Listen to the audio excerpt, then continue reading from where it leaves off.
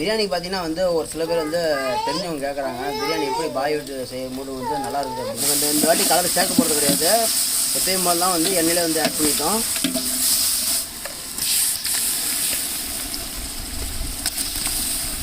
பாருங்க தண்ணிலாம் ட்ரை ஆகி மட்டமாக வந்துச்சு. இந்த டைமில் வந்து பார்த்தீங்கன்னா தட்டு போட்டு மூடி.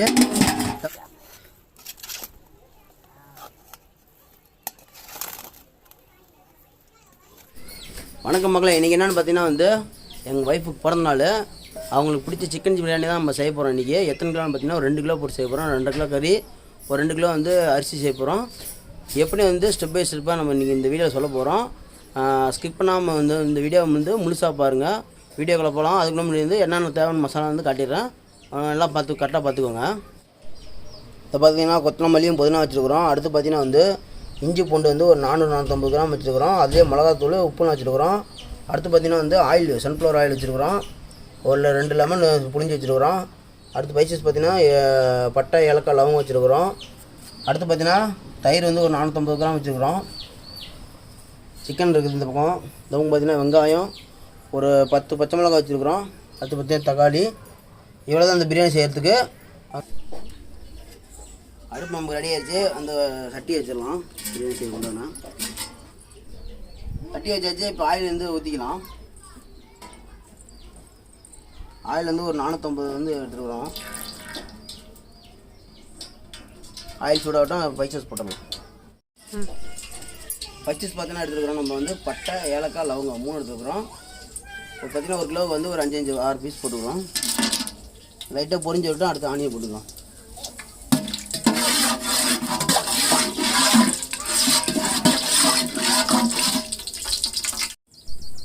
பட்டையாலாம் நாங்கள் வந்து நமக்கு லைட்டாக வந்து வணங்கிடுச்சு. டைமில் வந்து ஆனியன் வச்சுருக்குறோம். 900 கிராம் வெங்காயம் வச்சுங்க. இதில் போட்டுக்கலாம்.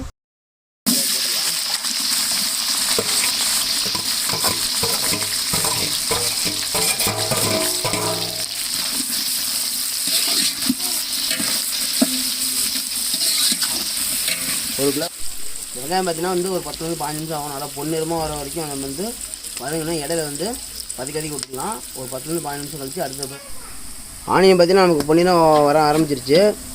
அடுத்து பார்த்தீங்கன்னா மசாலா கலந்துடலாம். கொத்தமல்லியும் புதினாவும் நம்ம வந்து கட் பண்ணி தண்ணீர் போட்டு அலசி எடுத்துருக்கோம். அதில் கலந்துடலாம்.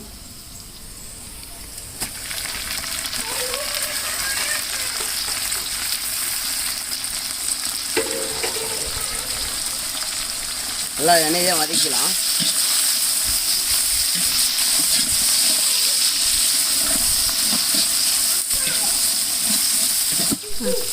அடுத்து பார்த்தீங்கன்னா வந்து புதினா கொத்தமல்லியும் வந்து வதக்கியாச்சு. வரமிளகாத்தூள், உப்பு, இஞ்சி பூண்டு பேஸ்ட் வச்சுருக்கோம். அதையும் போட்டுக்கலாம்.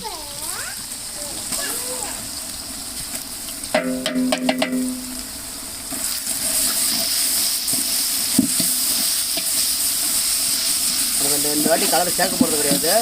எப்பயும் போதெல்லாம் வந்து எண்ணெயிலே வந்து ஆட் பண்ணிட்டோம். லைட்டாக தண்ணி ஆட் பண்ணிக்கோங்க. அடி பிடிச்சிடும்.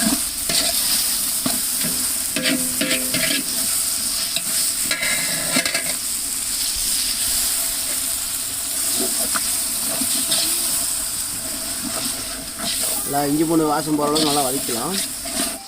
அது பார்த்தீங்கன்னா ஒரு 10 பச்சை மிளகா வச்சுருக்குறோம். தயிர் வச்சுருக்கோம். 2 போட்டுடலாம்.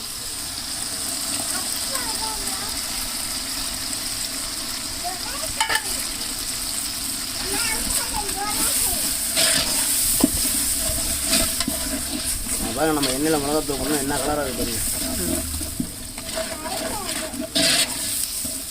லைட்டாக ஒரு 5 நிமிஷம் நல்லா வதங்கணுன்னு அது தக்காளி ஆட் பண்ணிக்கலாம். தக்காளி வந்து ஒரு 900 கிராம் வச்சுக்கலாம். அதுலேயே போட்டுக்கலாம். லைட்டாக வதங்கட்டும். அடுத்து கறி போட்டுற வேண்டியதான்.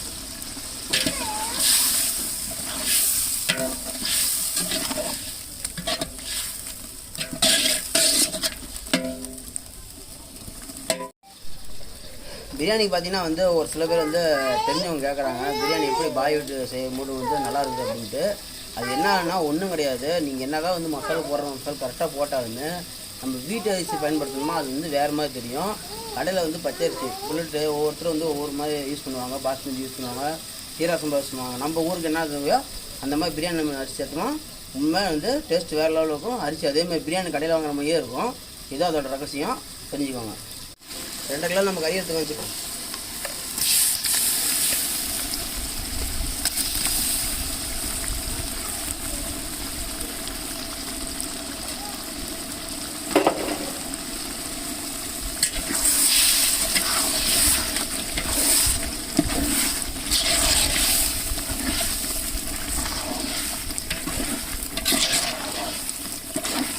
அரிசி பார்த்தீங்கன்னா ஒரு 2 படி அளந்து வச்சுக்கிறோம். அந்த படி இப்போ கணக்கு படி பார்த்தீங்கன்னா வந்து ஒரு 5 படி வந்து டபுளாக வந்து ஊற்றுறோம். ஊற்றிக்கலாம். அதில்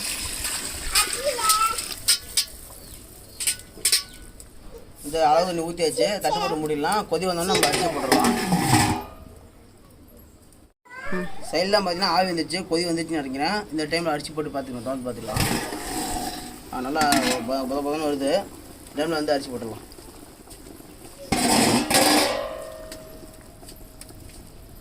பாருங்க, இந்த அரிசி தான் வந்து புல்லட் அரிசி.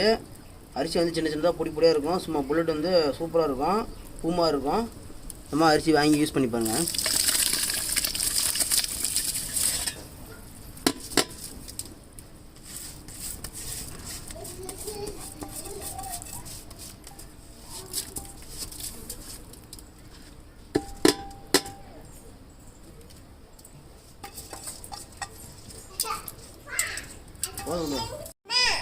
அரிசி ஒரு கலர் கலரிக்கலாம். லைட்டாக ஒரு கலர் கலரிட்டு ஒரு 1.5 லெமன் வச்சுருக்கோம். லெமன் ஜூஸ் இதை வந்து ஊற்றிக்கலாம். அதே வந்து கொதிக்க வரட்டும். காரம் உப்பு செக் பண்ணிவிட்டு அடுத்து வந்து உலக ஊற்றினா வந்து தம் போட்டு நிறுத்தோம். அரிசி போட்டு நம்ம தட்டு மூடிருந்தோம். இந்த பார்த்திங்க பாருங்கள், சைடில் பாருங்கள் ஆவி வருது. இந்த டைம் தட்டு திறந்து பார்த்தோன்னா நல்லா அரிசி கொதிக்குது. இனிமேல் தட்டு போட்டு மூட வேணாம். ஒரு கலர் கலரிட்டு உப்பு காரம் மட்டும் செக் பண்ணிக்கலாம். அவ்வளோதான், நமக்கு ரெடியாக வரும். இன்னும் 5 நிமிஷம் தான். தண்ணி ட்ரை ஆனோன்னு தட்டு போட்டு மூடி தம் போட்டுடலாம். லைட்டாக ட்ரை ஆகிட்டு தண்ணி பாருங்கள். தண்ணியெலாம் ட்ரை ஆகி மட்டமாக வந்துச்சு. இந்த டைமில் வந்து பார்த்தீங்கன்னா தட்டு போட்டு மூடி தம் இறக்கிடலாம்.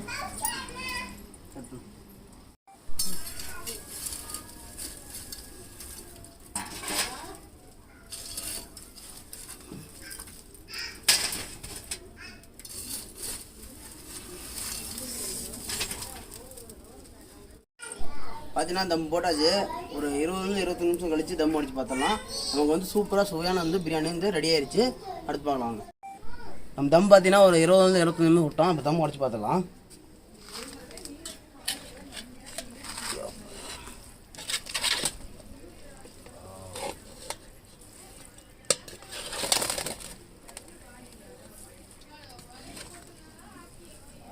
மணக்குது.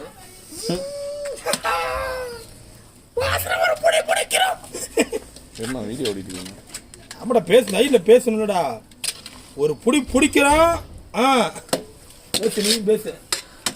பேசணும் உடைச்சாச்சு. சாப்பிட்டு பார்த்தலாம்.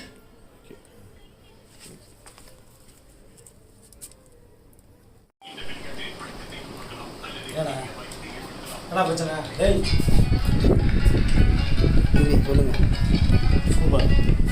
சூப்பரா. அவ்வளோதான், சாப்பிடாம பேசக்கூடாது. நீ சொல்லலாம். It's very nice. நல்லா இருக்கு.